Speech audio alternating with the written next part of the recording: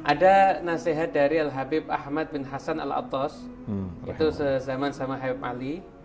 Beliau mengatakan, khoslatani yablughu bihimal insanu muradah wa yanalu khairad dunya wal akhirah.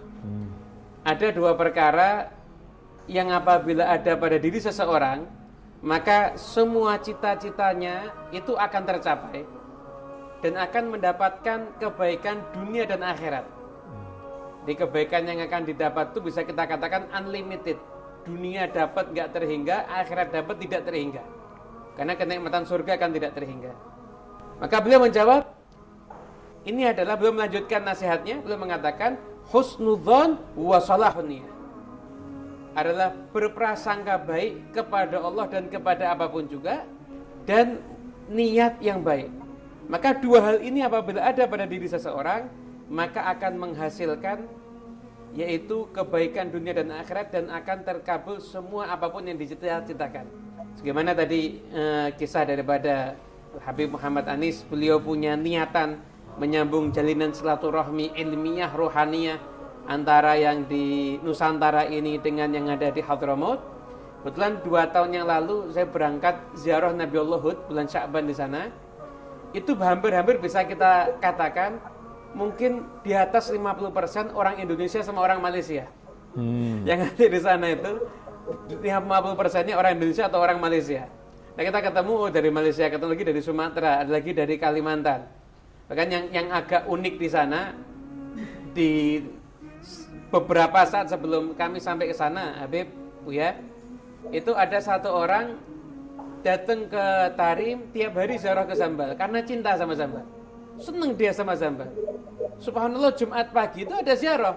Ya, Habib Ali Masyhur Allah yarhamuh datang, para Habib besar datang. Dia ikut ziarah di sana, meninggal dunia di sana. Allah.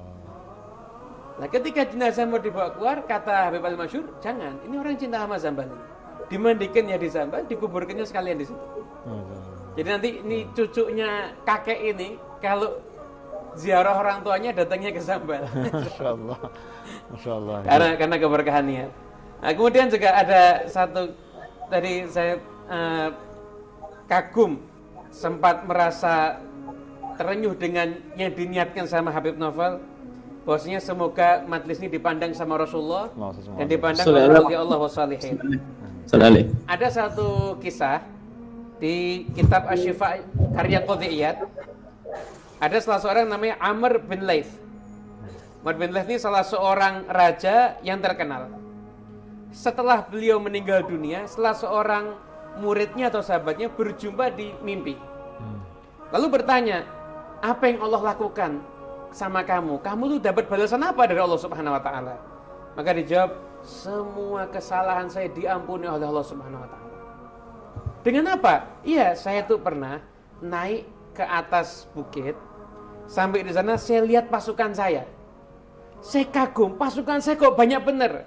Lalu saya niat, seandainya saya ada di zaman Nabi Muhammad, saya akan jadi penolongnya Nabi Muhammad SAW.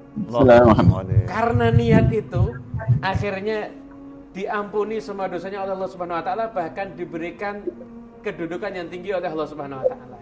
Artinya siapapun juga yang menyaksikan acara ini, kalau kita niat mau menyebarkan dakwah Nabi Muhammad, sekalipun hanya share, modalnya share, maka insya Allah kita pun juga jadi penolong dakwahnya Rasulullah SAW. Sebagaimana Waraqah bin Naufal, itu dikatakan oleh para ulama, beliau dapat pahala semua syariat Islam yang ada.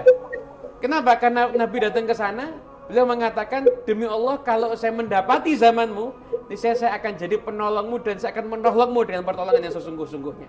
Ini niat menolong Islam. Ini Waraqah bin Naufal umurnya ketika itu sekitar 90 tahun, sudah buta, tapi hobinya senang sama Injil dan kitab-kitab samawi yang terdahulu. Bagaimana Allah memanjangkan umurnya hanya untuk berjumpa dengan Nabi Muhammad, untuk menyampaikan niatnya. Setelah itu Waraqah bin Naufal setelah berjumpa dengan Nabi nggak lama kemudian meninggal dunia. Tapi barokahnya niat sudah dia dapatkan akan menolong agamanya Rasulullah SAW. Dan ada satu cerita lagi yang ada di kitab Al-Manhajus Sawi yang kemudian kami bawa di sini, yaitu ini masyhur semuanya kisah ini. Ada seorang Bani Israel yang melewati lembah di masa paceklik, padang pasir, ada lembah tapi isinya batu, kerikil-kerikil begitu banyak.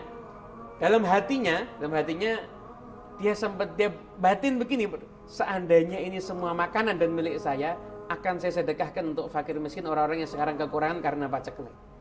Kemudian Allah Subhanahu wa taala mewahyukan pada nabi yang hidup di zaman itu. Setelah itu nabinya diperintah cari orang tadi, sampaikan, sedekahnya diterima.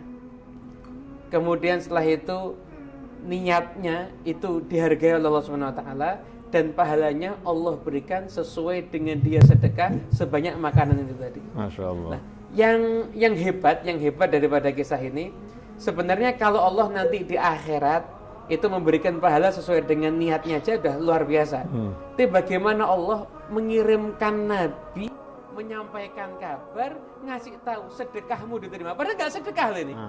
Sedekahmu diterima, kamu niat baik itu mendapatkan penghargaan dari Allah, dan yang ketiga pahalanya itu dikasih. Kabar pahalanya itu disampaikan dia ada di dunia. Lalu bagaimana dengan yang ada di akhirat? Artinya niat itu menembus batas, mendatangkan berbagai macam keajaiban, kadang-kadang di luar jangkauan akal manusia.